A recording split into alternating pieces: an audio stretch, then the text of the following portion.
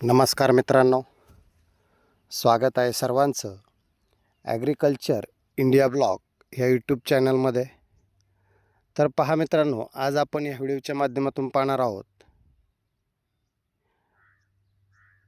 ऊसाच्या पिकासाठी लागवडीपासून ते तोडणीपर्यंत लागणाऱ्या खतांचं नियोजन कशा पद्धतीने केलं पाहिजे या संदर्भातली माहिती आपण या व्हिडिओच्या माध्यमातून पाहणार आहे.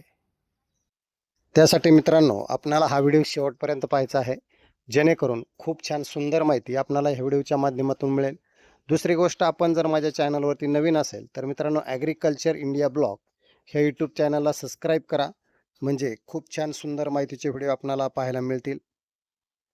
तर मित्रांनो, आजच्या व्हिडिओमध्ये खास उत्पादक शेतकऱ्यांसाठी खूप महत्त्वाची माहिती असणार आहे.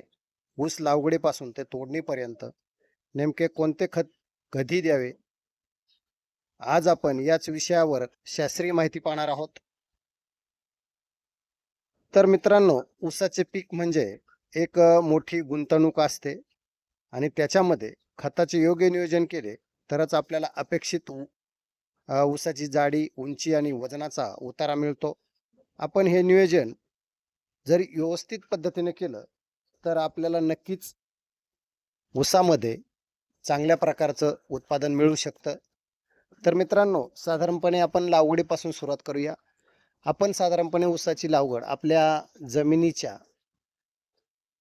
प्रकारानुसार करावी, जेणेकरून जर आपली जमीन चांगल्या प्रकारची असेल तर सरी जरा मोठी काढावी, म्हणजे ऊस चांगला जोमदार येऊ शकतो. साधारणपणे 4.5-4 फुटाची आपण सरी काढू शकता.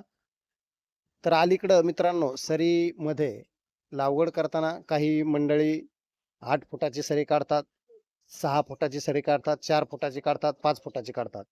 पण आपण आपल्या जमिनीच्या प्रकारानुसार सरी काढून ऊसाची लागवड करावी. तर आम्ही मित्रांनो साधारणपणे 4.5 ते 5 फुटाची सरी काढून लागवड केलेली आहे.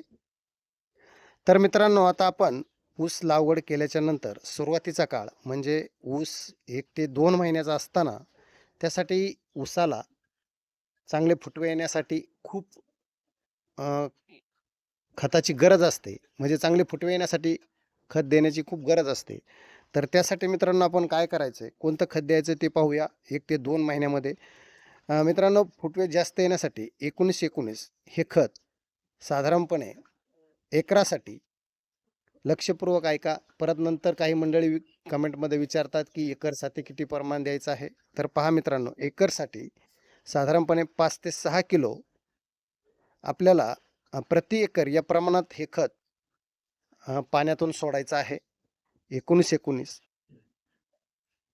हा झाला मित्रांनो सुरुवातीचा 1 ते 2 महिन्याचा ऊसाचा कालावधी. या कालावधी मित्रांनो, हे खत आपण ऊसाला देऊ शकता. मग आपल्याला जसं ॲडजस्ट होईल त्या पद्धतीने आपण देऊ शकता. 15 दिवसांनी देऊ शकता, महिन्याने देऊ शकता. त्याच्यानंतर मित्रांनो, 2 ते 4 महिने या काळामध्ये पिकाची मुळे, ऊसाची बळकटी वाढण्यासाठी जो दुसऱ्या खताचा ढोस आहे ड्रीपद्वारे, तो आहे मित्रांनो 126100 चा वापर करायचा आहे आपल्याला. तर हा मित्रांनो कसा ऊसासाठी कसा फायद्याचा असतो, तर ही आपण जी नवीन ऊसाची लागवड केलेली असते मित्रांनो, त्याची मुळी चांगल्या प्रकारची चालावी, पांढरी मुळी चांगली वाढावी म्हणून, आणि ऊसाला बळकटी यावी आणि चांगले कोंब फुटावे म्हणून 126100 चा वापर करणं हे 2 ते 4 महिन्यामध्ये खूप महत्त्वाचं असतं. त्याच्यानंतर जो तिसरा टप्पा आहे मित्रांनो, तो म्हणजे एकदा ऊसाचे फुटवे आल्याच्या नंतर जोमदार वाढ होण्यासाठी साधारणपणे कालावधी आहे 4 ते 6 महिने. आता या काळात मित्रांनो, आपल्याला जे ऊसाला खत द्यायचं आहे आणि या खताचा काय फायदा आहे पहा मित्रांनो. या काळात कांड्यांची लांबी वाढण्यासाठी 13045 हे खत देणं खूप फायदेशीर ठरते. कारण याच्यामुळे आपल्या ऊसाचे जे फुटवे आहेत, ज्या कांड्या आहेत, ते फुटवे एक समान वाढणार आणि कांड्यांची लांबी एकसारखी होणार. त्यासाठी मित्रांनो, हे 13045 हे खत आपल्याला देणं खूप गरजेचं आहे. आता मित्रांनो, जो चौथा टप्पा आहे तो म्हणजे ऊस 6 ते 7 महिन्याचा झालेला असेल त्यावेळेस, म्हणजे आपली ऊसाची जाडी भरण्याचा काळ. तर मित्रांनो, या काळामध्ये आता ऊसाची जाडी आणि पिकाची रोग प्रतिकार शक्ती वाढवण्यासाठी मित्रांनो आपल्याला 05234 वापर करायचा आहे. ही ऊसाची जाडी आणि प्रतिकार रोग शक्ती चांगली वाढवण्यासाठी ह्या खताचा वापर करायचा आहे. आता मित्रांनो, जो 5वा टप्पा आहे तो खूप महत्त्वाचा आहे आणि या 5व्या टप्प्यामध्ये ऊसाला कोणतं खत सोडायचं हे पाहूया मित्रांनो. तर मित्रांनो, 5वा टप्पा म्हणजे साधारणपणे 8 ते 10 महिन्याचा ऊस झाल्याच्या नंतर शेवटी ऊसाचा साखर उतारा वाढवण्यासाठी आणि वजन भरण्यासाठी 0050 म्हणजेच पोटॅशियमचा वापर करायचा आहे. तर अशा पद्धतीने मित्रांनो, ही 4-5 जे टप्प्यामध्ये आहेत, या टप्प्यामध्ये आपण जर हे खत व्यवस्थापन जर केलं ठिबकद्वारे, तर आपल्या ऊसाला नक्की जाडी, उंची आणि वजन वाढण्यासाठी चांगल्या प्रकारचा उपयोग होऊ शकतो. तर मित्रांनो, जो पहिला काळ आहे तो 1 ते 2 महिन्याचा आहे, दुसरा आहे 2 ते 4 महिने आणि तिसरा आहे 4 ते 5 महिने आणि 5वा आहे 6 ते 8 महिने आणि 6वा जो आहे 8 ते 10 महिने. या कालावधीमध्ये अशा पद्धतीने जर आपण हे खत नियोजन जर केलं, तर मित्रांनो, एक लक्षात ठेवा, केवळ खतावर अवलंबून न राहता माती परीक्षण करणे, म्हणजे आपल्या जमिनीची माती परीक्षण करणे, आपल्या शेतात नेमकी कोणत्या घटकांची कमतरता आहे हे समजले तर आपणास खतांचा खर्च कमी करून उत्पादन नक्कीच वाढवू शकतो.